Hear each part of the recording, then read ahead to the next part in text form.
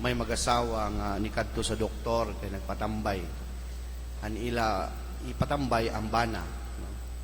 Uman sa mga resulta sa mga examination, ningon ang doktor na, Mrs. Dahil ako good news sa nan bad news. Nalaong ang Mrs. nga, unahon anay namo ang bad news, Dok. Nalaong ang doktor nga, ang bad news, amoy ni nga, ang imubana, ang ija sakit, grabe na kalala. Pwede niya ini ikamatay. Nalaong ang Mrs. nga, uno man ang good news, Dok. Nalaong ang doktor nga, ang good news, Mrs. kay naapay pag-asa ini mo ba na? O ikaw ray makatabang nan ini. Nulaw nga nasawa. Ano may ako himuon ba dyan, Dok? Nulaw nga doktor. Kinahanglan nga para madadyawan ni mo ba na buntag sa Diyo, imo siya timplahan ng gatas, imo siya kisan, lang mo, I love you, permi. Dili ni mo tagaan ng sakit sa uyo. Di ni mo jawjawan. Dili ni mo awadyon. O permanente ni mo siya lutuan ng mga lami nga pagkaon. Diyon ikaw gazon ang may magluto. Nuhilom ang asawa kadali. Ug ningon siya nga, nando kun uman mapatay inin ako banak. Pakamatjo na nila banak.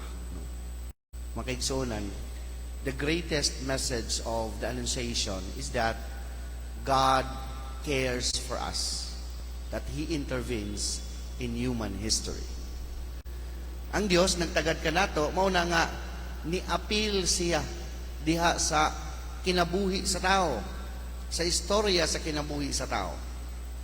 Because left by ourselves, we are bound to be damned. Pasagdan ta sa Ginoo, maimpyerno kita. May tumpawa kita ngadto sa nagkalayo nga impyerno kay mga makasasala man kita. Makabantay ka o kasagaran maingon ta sa atong kaugalingon nga kaning kamot man ako magbinuotan pader pero intay uno gazod, no? Sige man ako kumpisal, sige ako simba pero pag maligas patay. Tungadja o mga jud pag maligas magmaritis mga jud ako. Makapandaot mga jud ako sa ako isig katawo. That's part of our frailty as human. No? Ang atong pagkatawhanon may mong kita nga tao ramang good father. That is why God chose to intervene, no? Ni apil na ang Ginoo kay inin mga tao hamok ato excuses, no? Permanente ta mo nga Lord pastilan. Excuse man ini kay tawhanon. Nadala kami, no? Natintal kami, Lord. Kusog ra ba ta mga ng sign mura ta sa unang pagbasa. Ask for a sign. Kung tagaan nag-sign, naigihapon, pitok-pitok ragmata. No? Mga kaigsunan, gipahinumduman kita that God cares for us. Munang, siya na lamang, ang Ginoo na nag-adjust. Nag-adjust ang Ginoo. Nagpadala sa Anghel Gabriel ngadto kang Maria o gingnan, magmabdos ka sa lalang sa Espiritu Santo. Marajaw gani si Maria kay nito uo. The obedience of Mary changes the course of human history. Mamudya na, kining atong pagkamasinugtanon, magbag-o sa dagan sa atong kinabuhi. When we become obedient to God, it changes us. May mabag-o kita. O mabag-o usab ang dagan sa atong kinabuhi. Sama nga diha usab sa pagsanong ni Kristo, nabag-o ang kalibutan. Mo nagiingon sa kaduhang pagbasa. Tungod kay si Kristo, nagmasinugtaanon samahan, naluwas kita. Mauna nga niining maong solemnidad sa pagpahibalo sa Ginoo. Gipahinumduman kita nga, naa namang yun, ni-adjust naman ang Ginoo. Nahatag ng kaluwasan, nianhin na si Kristo, namatay 2024 years ago sa ato bilang, no? Nianhin na si Kristo, namatay, nabanhaw na. Ano pa mga kinahanglanon nato sa Ginoo?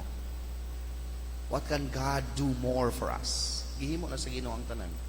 And it's time for us nga kita na sa pamuhimo para sa Ginoo. Di nila ta maguna-una permanente kon may mahimo sa Ginoo sa ako Una-una sa kanato, umi ako mahimo para sa Ginoo. What can I do for God? Can I be more obedient to Him? Can I be more kind to my neighbor? Can I be charitable to my brothers and sisters? Aron dili masayang ang pagsakripisyo sa Dios.